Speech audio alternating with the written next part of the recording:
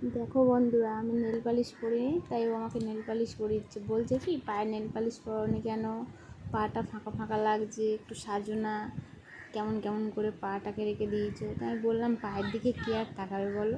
ঠিক বললাম না বন্ধুরা? পায়ের দিকে কে আর তাকাবে? সবসময় তো সম্ভব না না নেল পালিশ পরে থাকা, সেজে গুজে থাকা। তো বলছে কি, নেল পালিশটা বের করে আমাকে দাও, আমি তোমাকে নেল পালিশটা পরিয়ে দিচ্ছে। আবার কি করছি দেখো বন্ধুরা, নেল পালিশটা পরাচ্ছি, আবার আঙুলের পাশে লেগে যাচ্ছে বলে সেটাকে আবার ভালো করে মুছে মুছে সেভ করে দিচ্ছে। দেখো তোমরা,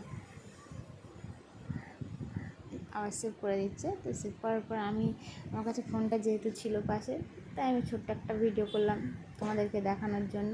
তো কার কার বড় এরকম সব দিকে খেয়াল রাখে, নেল পালিশ পরিয়ে দেয়, একটু সাজতে বলে।